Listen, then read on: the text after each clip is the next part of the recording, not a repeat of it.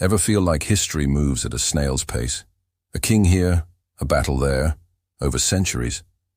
Well, what if I told you the largest empire in human history, the one the sun famously never set on, crumbled to dust in the span of a single human lifetime? It's true. The British Empire didn't just decline. It fell off a cliff faster and more dramatically than almost anyone realizes. Let's set the scene. Imagine it's the early 1920s. The British Empire is at its absolute zenith. It covers a quarter of the world's landmass and rules over a quarter of its people.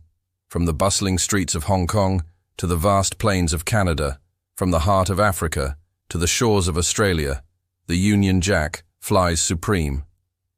If you were a betting person back then, you'd put your money on this empire lasting for another 1,000 years. You'd have lost that bet, spectacularly. So, what was the secret source of this empire? It wasn't just about redcoats and warships, though there were plenty of those. It was a complex machine of trade, technology, and administration. Britain controlled global shipping lanes, making the world its marketplace. The Industrial Revolution, born in Britain, gave it an unprecedented technological edge. And a relatively small number of British officials, backed by local collaborators and military force, governed millions. The pound sterling was the world's currency. English was the language of global business. It was, in every sense, a British-led world. To many, it seemed like the natural order of things, a permanent fixture of the global landscape. But beneath this veneer of invincibility, the foundations were already cracking. The first major tremor was World War I. On the surface, Britain and its empire were victorious. They even gained new territories from the defeated German and Ottoman empires. But the cost was staggering. The war bled Britain dry financially and in terms of human life. A generation of young men was lost on the fields of Flanders. The country went from being the world's biggest creditor to being deeply in debt, especially to the United States. This economic shift was a game changer. Suddenly, America was the new financial powerhouse, and Britain was no longer the undisputed top dog. More than that, the war shattered the myth of European superiority. Millions of colonial soldiers from India, Africa, and elsewhere fought and died for the empire.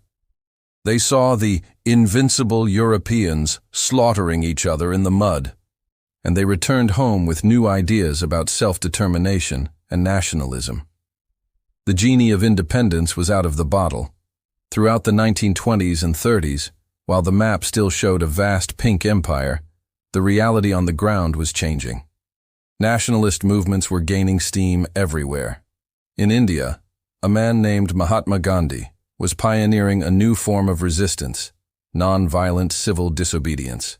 His campaigns mobilized millions of Indians and captured the world's attention, making it increasingly difficult and morally questionable for Britain to maintain its grip.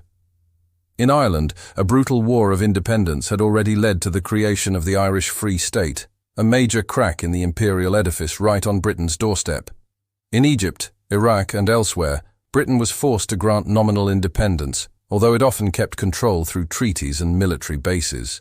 The empire was like a grand old building with a magnificent facade, but termites were eating away at its structure from within. Then came the final, fatal blow. World War II. Once again, Britain and its empire found themselves on the winning side, but this victory was the nail in the empire's coffin. The war was even more devastating than the first. Cities were bombed, the treasury was emptied, and the nation was exhausted. The Japanese army swept through Asia, shattering the myth of British invincibility by capturing Singapore, the supposedly impregnable fortress of the East. This was a colossal psychological blow. Asians saw that a fellow Asian power could defeat a great European one.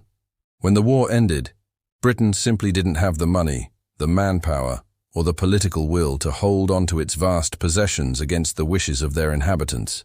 The world had changed too. The new superpowers, the USA and the Soviet Union, were both officially anti-empire, each for their own reasons. The pressure to decolonize was immense, both from within and without. And this is where the fall becomes an absolute sprint. Let's look at the timeline. In 1947, The jewel in the crown, India, gained its independence, along with Pakistan. This was the big one. If Britain couldn't hold India, it couldn't hold anywhere. The dominoes began to fall with breathtaking speed. 1948, Burma and Sri Lanka. The 1950s saw the wave sweep through Africa. 1957, Ghana and Malaya. 1960, a year now known as the Year of Africa, saw the independence of a staggering 17 African nations, including Nigeria, the continent's most populous country. The 1961 independence of Cyprus, 1962 for Jamaica and Uganda, 1963 for Kenya. It was a cascade.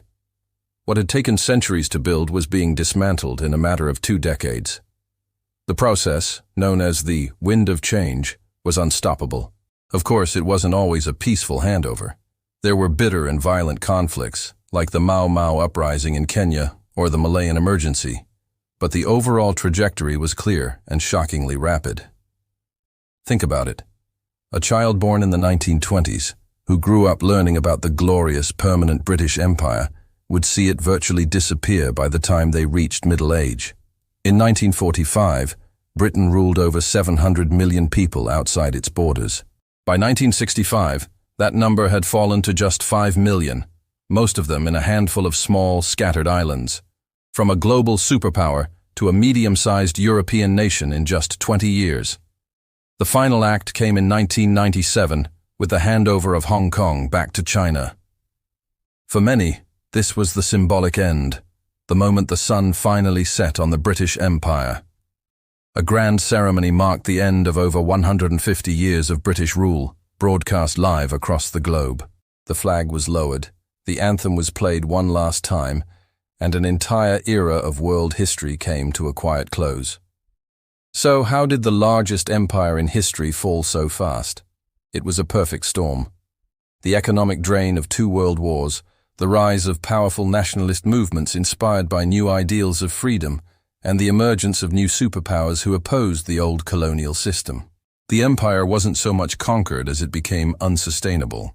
It buckled under its own weight, bankrupted by war and rendered obsolete by a changing world. Its decline wasn't a slow, gentle sunset. It was a sudden, dramatic collapse. It's a powerful reminder that nothing in history, no matter how mighty it seems, is permanent. And just like that, the empire that once ruled the seas vanished in less than a lifetime. Not with a grand battle, but with quiet debts, rebellion, and exhaustion. Power slipped away, not with a sword, but with time. So maybe the lesson of the British Empire isn't about conquest, but about how every empire eventually faces the weight of its own ambition. If you found this story eye-opening, don't forget to subscribe to HistoroMystic, where we uncover the rise and fall of the world's greatest powers and the hidden forces that shaped our history. If you found this journey through the twilight of an empire as fascinating as I did, please hit that like button and subscribe for more deep dives into history. Let me know in the comments what other historical events you'd like to see covered. See you in the next video. Thank you so much for watching.